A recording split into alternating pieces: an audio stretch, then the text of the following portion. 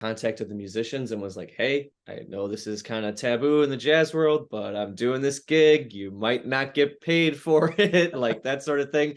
And to my surprise, everybody's like, I'm in, this is a great cause. This is what I make music for this purpose. So the cause is the National Alliance on Mental Illness. It's a wonderful charity that does work specifically. NAMI is the acronym, and it's the NAMI Chicago chapter.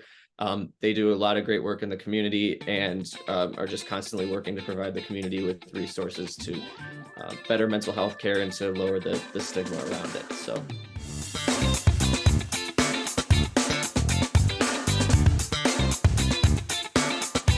Hey everybody, Mike Jeffers, Chicago Jazz Magazine, chicagojazz.com, and welcome to another episode of Around Town. Today we're talking with Lucas Coker. He has got a very interesting show coming up at Fulton Street Collective on July 27th, and it's Lucas Coker's Justified, featuring F.A.B.L.E.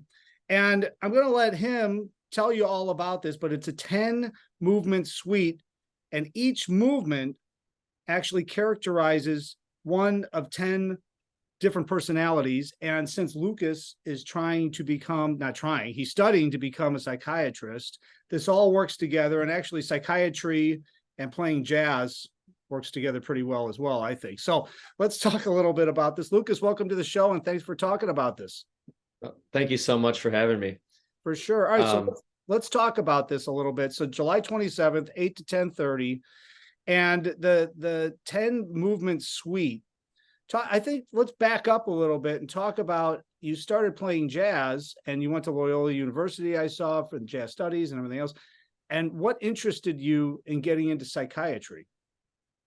Yeah, so I studied jazz studies and psychology at Loyola. I always knew I wanted to go the medical route and be a doctor. My father was an emergency room physician, so I kind of had a dual passion pathway thing for music. My mom was wanted me to play violin, play guitar. She's an artist. She's working on her art education PhD. She's pushing me in this direction. My father was an emergency room doctor. He would come home after his night shift and be like, Luke, look at this, arm I sewed back on this guy. And so I've had this dual influence all my life and literally have never been able to choose between them. And finally with this show, I just kind of said, I'm not choosing between them. I'm doing them both. But so psychiatry specifically, there's just such a need for mental health and mental health care. It's so underrepresented. It's so stigmatized. Many people who need help, they don't go and get the help that they need because of, cultural influences. Therapy is, like I said, still stigmatized, still not really understood completely. So really just taking psychology courses at Loyola, which has amazing psychology faculty, and learning all about that disparity is kind of what drove me in that direction. Well, I agree with you on the mental health part of it, because especially in the music field. And as you know, you go to music school, you get out, you're basically in business for yourself. You're not getting out and getting a job full time somewhere if you're trying to play and do something like that. And even getting into the teaching side of it is difficult. There's a lot of struggle. And I think there's a lot of need. And I'm kind of shocked that they haven't added supplemental programs into these different, like specifically for music, whether it's jazz, classical, whatever it is, just so that you can understand as a musician and as an artist how important mental health is, and really working on it every day, because you can really get down really fast in this field if you're not really focused and really understanding the ins and outs of how you feel and addressing that. So I love that. So July 27th, 8 to 10:30 p.m. How long so it's 10 movements. First of all, let's talk about the band Justified, that your band. Who's in the band? How big of a band is it? And then you also have a featured, I guess, a rapper, poets, you describe, but he's involved with this too. So talk a little bit about the whole band and the whole concept of it. Sure. So I wanted to have a really diverse band, diverse backgrounds, and just a bunch of killer players. So there's 10 people in the band, including F.A.B.L.E. I can just run through them. Kabir Dalawari on drums. He's making a huge name for himself in the scene, pretty much running all the jam sessions. Spencer Peterson on percussion, also great. Vinny Cabot on bass, Joe Powers on piano, Juliet Gardner on trumpet, Andrew Lynn tenor sax. Two of my friends are doing vocals, Dana Scott and Aaliyah Jones. I went with two vocalists because this is a huge workload and I split it up between them. I know either one of them would have crushed it, but I wanted to split it up and yeah, just split up the responsibility a little bit. And then F.A.B.L.E's on the spoken word. Well, so all right, so let's talk a little bit about putting this music together. How long did it take you to put together? I mean, it's a 10 movement suite, and I know just writing one movement of a 10 movement suite is an undertaking. So talk about how, I'm assuming you had to come up with the concept and you said, you know what, I'm going to write, you know, a piece about a personality disorder. And then how did it grow from there? And how did you just conceptualize the 10 movements? Right. So I'll try to keep it as short as possible because it's kind of it's a crazy long process. So I wanted to find some way to merge the psych and the music aspects. And the 10 personality disorders are really just a group of disorders that are sort of wildly different. And while they're, you know, terrible to have, they do have a lot of sort of like unique separating artistic characteristics between them. Right. So they sort of lend themselves to kind of artistically creating something that sort of mirrors them and symbolizes them. So I just sort of picked those out of the whole realm of medicine and psychiatry for that reason. And then side sort of separate mission, I wanted to create something that jazz and non-jazz listeners alike can resonate with, because this being a mental health thing, I want everybody to be able to resonate with it. I want everybody to be able to take something out of it. So my sort of method and plan of attack was I was constantly watching patient interviews of people with these personality disorders, taking notes on sort of what the symptoms were, and also too, like what artistic characteristics that sort of, you know, developed. Is this person like, you know, extremely, you know, sort of energetic and overly energetic? Is this person like extremely down? Is this person kind of spacing out? That sort of thing, to sort of guide where I'm going with the music. That was sort of the taking the psychiatry into artistic characteristic notes. The next step is taking the notes, creating some sort of I started each song with like a beat or a chord progression or a groove or something that I thought characterized that, and sort of worked up from there. And yeah, that's pretty much the process. It took a long time, but I'm sort of studying medicine, studying music the whole time. So I'm getting something out of the process the whole time. Maybe this happened, you know, started around the beginning of the year in January, and it's kind of been ongoing until now. How do you come up with a theme? So meaning, do you start with a melody? So you're watching all these interviews, you're studying this, and I understand it was great the way you explained it, where you put the artistry and you're looking at the different pieces of that and how you can connect it to the music. How do you come up with, like, I mean, because you had, you know, how do you come up with a melody? I mean, how do you put that together in the movement? Like, how, you know what I mean? Because it's one thing to like look at this and you can understand, okay, this is fast paced, or this person is slow, or this person speeds up and slows down, or this person does this, and it jumps all over the place. But how do you write music to that? That's the interesting thing, right?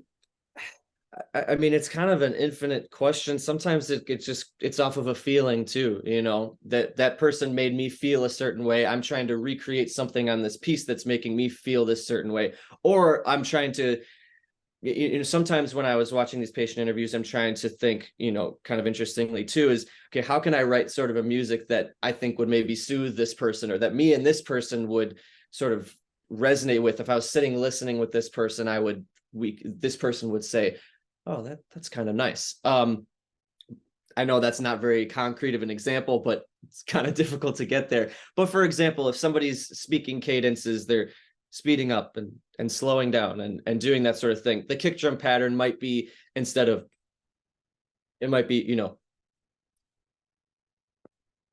or not kick drum, that type of thing, making those choices. You know, sometimes it's in a concrete way like that. Sometimes it's just off of a feeling too. So. Well, I mean, it's going to be very interesting, and I say this a lot, but I will say this, that you're going to have to go and see this live, because he can explain it to you, but there's no way to understand it unless you go and check this out. So July 27th, 8 to 10:30 p.m., of course, Fulton Street Collective, 1821 West Hubbard Street in Chicago, fultonstreetcollective.com. Now, is this the first time you're debuting this suite? I mean, is this a brand new work, right? So how many times have you guys, or maybe you haven't started yet, started rehearsing this? Because this is first, I mean, you're writing stuff, but then when you're writing for a 10-piece ensemble and having spoken word involved as well, I mean, you probably didn't really know what it was going to exactly sound like until you actually played it through. So have you been rehearsing this with the group, or is this something that you're going to get together maybe once before the gig and blow through?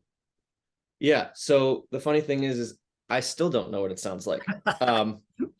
And that is something I've had, truthfully, to come to grips with writing jazz music. Is a lot of times before, maybe we'll have 2 rehearsals or so before this gig, getting 10 people together that are all busy performing musicians around the city is extremely difficult, but you don't know what it's going to sound like. Even if you write out every single note for every single part, everybody's going to play it differently. It can still sound wildly different. So that being said, we have had a lot of text rehearsals where I've been talking back and forth with F.A.B.L.E of, okay, so this is what this personality disorder is. Okay, maybe use these words to symbolize, and he's bouncing ideas off of each other. I mean, I have text threads with all of these people of just bouncing ideas off of ideas of how this stuff should sound. I've had Zoom meetings with people trying to get the drum grooves, sounding in a direction that I want to go. But ultimately, one of the beautiful things about jazz is you put these pieces of music in front of people, in front of a band, and it's like, all right, let's see how this groups and these people's spirits make this music sound.